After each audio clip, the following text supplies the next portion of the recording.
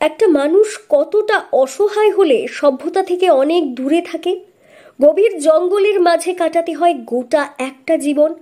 Murshidabad police জেলার সাগরপাড়া থানার রামনারায়ণ পাড়া, সেখানে এক বৃদ্ধা দীর্ঘ 40 বছর ধরে বাস করছিলেন জঙ্গলের মাঝে বিদ্যুৎহীন অন্ধকারে।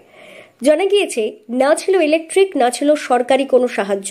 ঘরের ছাউনি বৃষ্টি ঠেকাতে পারে না, কুপি জ্বালিয়ে রাত পার, এমন জীবন যেন কল্পনাকেও হার মানায়।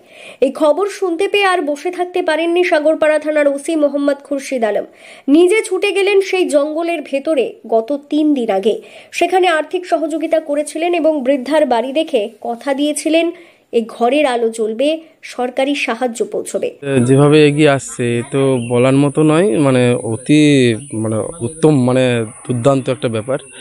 এই যে ফ্যামিলিতে আসছেন, এর আগে এসেছিলেন, তো যেভাবে দ্বিতীয় দিনেও এসে যেভাবে আজকে কারেন্টের ব্যবস্থা, পায়খান বাথরুমের ব্যবস্থা যেভাবে আজকে করে গেলেন, আর এইভাবে বিশেষ করে ফ্যামিলিটা পায়নি। অনেক আশায় থাকে, তো এলাকা ভিত্তিক দেখে যে দরিদ্র মানুষ কোনটা আছে, এলাকায় যারা বড় মণ্ডল বা বড় মাথা থাকেন, সেইভাবে এই মানুষটা বিশেষ করে পায়নি, সেই হেল্পটা পায়নি।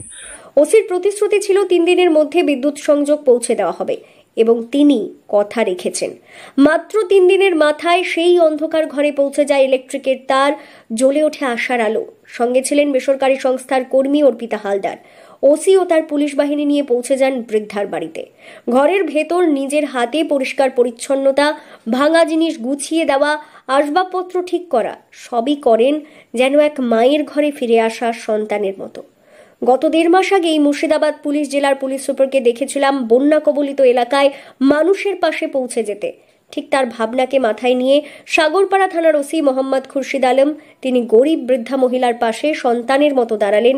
ওখানকার এলাকার মানুষ বলছে, ঘরের ছেলের মতো থানার ওসি। এটা ভাবার বিষয়। রাজনীতি নেতা বলতে আমাদের ছোট্ট গ্রাম হিসাব মতো চকমুথের আগে পর্যন্ত রামনারায়ণপাড়া, সাইকেলের দ্বার, এটা সাইকেলের দ্বারের মধ্যে পড়ছে। তো এখানে যে এলাকা ভিত্তিক যেটা ভাবতে গেলে সে অনেক যে বাড়িঘর নিয়ে যে বিশাল বিষয়টা সেটা নয়, কিন্তু অল্পর মধ্যে এই মানুষটাকে আলাদাভাবে দেখা যায়। এইভাবে পরিবার অনেকগুলোই আছে। তো যেভাবে পার্টির লেভেল বা মেম্বার লেভেল, পঞ্চায়েত লেভেলে দেখার দরকার, কিন্তু একটা পুলিশ, এটা ভাববার বিষয়। স্যার এসে যেভাবে করছেন, এটা ভালো লাগছে। ধন্যবাদ জানাবেন স্যার। হ্যাঁ, অসম্ভব, ধন্যবাদ বলতে গেলে স্যার এইভাবে এগিয়ে চলুক। শুধু সাগরপাড়া থানা নয়, জলঙ্গি থানার পরে সাগরপাড়া থানায় এসছে, তো আমি চাইবো স্যার। মুর্শিদাবাদ থেকে কৌশিক অধিকারীর রিপোর্ট, লোকাল 18 বাংলা।